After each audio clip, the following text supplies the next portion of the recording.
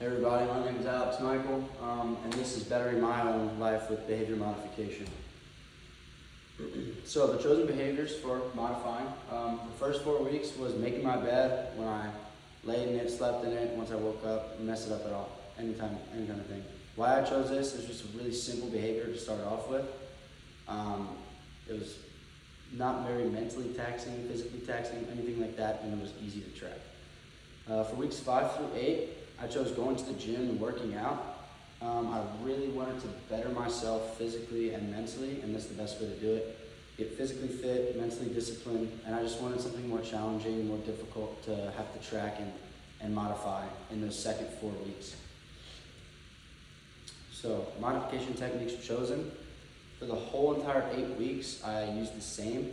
I respond well to these, and I felt like it was not really worth it to change it based on what I was doing.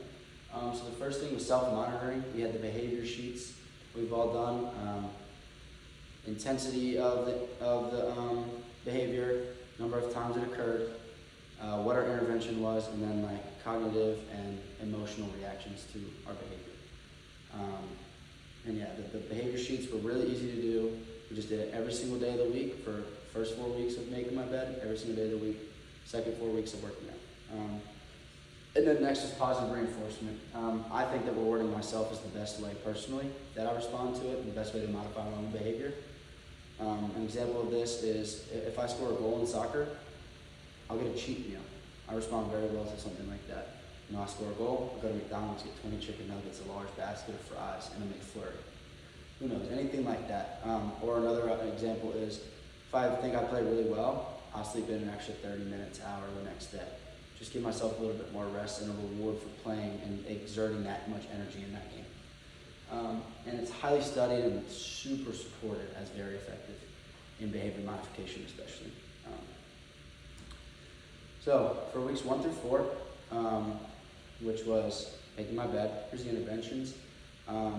Week 1, I placed my phone across the room, kind of making me get out of bed, but I could go on it before I made my bed. So I could get out of bed and I just sit on the couch, scroll on my phone. Wasn't that effective. My thought process was if I got out of bed, maybe I just think like, oh, I might as well make it. Wasn't always the case. For week 2, I wasn't able to get on my phone until I got out of bed and made it. It didn't really stop me from laying there, going back to sleep or anything like that, but at least I couldn't go scroll on my phone before I made my bed. So it was more effective than the last week. Week 3, it's the same thing as week 2, except I had a self-timed 30-second timer for me to actually get up. So I couldn't go back to sleep. I couldn't lay there forever. I couldn't just be like, oh, procrastinate, I really don't want to do this. Things like that.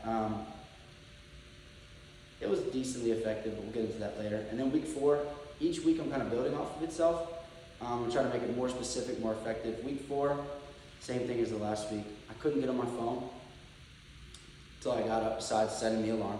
I would have the timer on my phone, 30 seconds, throw my phone out of reach, couldn't get on it, had to let the timer keep going, couldn't get on it until I got up and made my bed. Obviously you can't lay there forever, you can't think, you can't sleep peacefully with an alarm going off.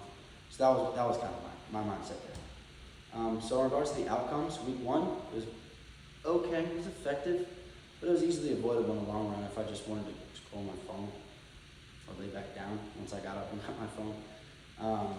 Week 2, I improved on the intensity of the behavior, not allowing the phone use until the bed was made, increased the timeliness of making my bed in the morning. I figured that doing it quicker kind of allows me not to think about it, increase the likelihood that I would end up doing it habitually. Week 3 is a similar principle as the last week, but similar effectiveness, just a little bit higher. I could only lay down for 30 seconds before getting up and having to make my bed. It was more effective than the last week, but again, I had a workaround if I just didn't want to listen to my own timer. I just lay there longer. Like, oh, I got to 29, 30. I don't want to get up still. So it was easily worked around, and I kind of cut that out in week 4. The only workaround was really just not to track it. It was the most effective because of the least number of workarounds. And again, only workaround was just not track it, not listen, not do it, or not do the intervention. It was the highest intensity and the least amount of time to do the behavior. And the self-measuring is obviously up to you. There's not really that much accountability. It's up to your discipline, and I kind of fixed that in the later weeks. So the intervention chosen for weeks 5 through 8, which was getting in the gym, working out. First intervention was awarding myself 30 minutes extra of screen time if I went to the gym. The workout could be at any moment in the day, and then after that I would get 30 minutes extra of screen time just to kind of relax. The next week, week 6, I took my reward from screen time to a guilty pleasure snack or treat. I personally love candy, sweet treats, ice cream, cookies, things like that. And just being able to do that after going to the gym was a decent motivator for me. However, I could go weeks without having it. Week 7, I went to the gym. I got to play my Xbox for 30 minutes. I love my Xbox. However, I changed this one because I got an accountability partner. I couldn't have my power cord to my Xbox unless my friend knew that I went to the gym and held me accountable. If I didn't go to the gym, couldn't play Xbox. There's no workaround. And week 8, I built off this and got a little bit higher of a motivator with my TV. I couldn't watch my TV, use my TV, anything. I didn't have the remote. My friend had the remote. He was holding me accountable. Unless he knew I went to the gym, saw me go to the gym, he wouldn't give me the remote. So getting into the outcomes of these, week 5, it was effective to start, not really in the end, because there was really no screen time limit in the first place. I didn't really realize this until I started doing the behavior again. There's really no accountability on if I went to the gym or not. I could lay there if I wanted to, scroll on my phone. No one's gonna stop me. Week 6, it was more effective than week 5 because the treat was a higher motivator. But again, it lacked control and I needed a little bit of a better motivator to motivate me to get into the gym. Like I said, I could go a couple of weeks without having a sweet treat if I really wanted to, or I could just have it and no one's gonna stop me. Week 7 was the most effective yet.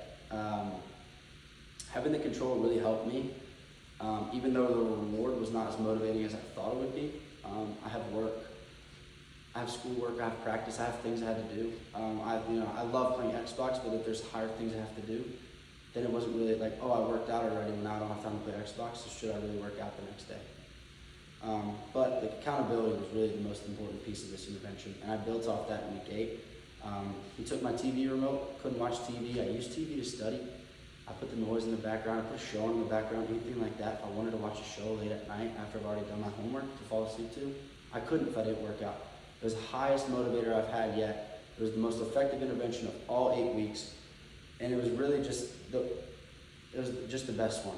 Had accountability, had a very effective motivator, and this is what I was working up to the whole time. So to conclude, modification techniques vary in effectiveness from person to person. What worked for me might not work for the next person, might not work for the other person, but what works for them might not work for me or them. So you really have to find what works for you. It goes through trial and error. Maybe next time I'll try, instead of positive reinforcement, try punishment. I don't respond very well to punishment. I don't really like being punished. I don't really like having things taken away from me or not doing it, but maybe that'll force me to, I kind of just shut down. Instead of increasing the behavior, kind of just shut down. But you gotta branch out and experiment, try new things. You also have to find motivating factors to use as rewards or punishment for behaviors. Find something they love and reward that person you're trying to modify the behavior with, whether it be yourself, your friend, your peers, anybody. Reward them with something they want, or punish them by taking something they want away if they don't do a certain behavior. It's really, there's a lot of possibilities that you could do with it, but you just have to find very motivating factors personal to them. It takes time. If you think your friend really can't live without his Xbox, try that. If he's not changing his behavior, take his phone, do something else. When you're grounded, how bad do you behave when you're grounded when you don't have your phone? It was terrible. So maybe you have to go in more extreme. You just have to find the balance. And lastly, don't stop experimenting with new behaviors. Continue to try new techniques and modifiers. Some may work better than others. It's just important to try. You have to find the motivators that can help you or them accomplish their goals. That's what behavior modification is all about. You're trying to modify behavior. You have to, in the end, accomplish that goal of modifying the behavior. Whether it takes 2 weeks, 10 weeks, a year, you just have to keep trying and building off of your failures and trials to get where you need to go. And that's my behavior modification project. Thank you.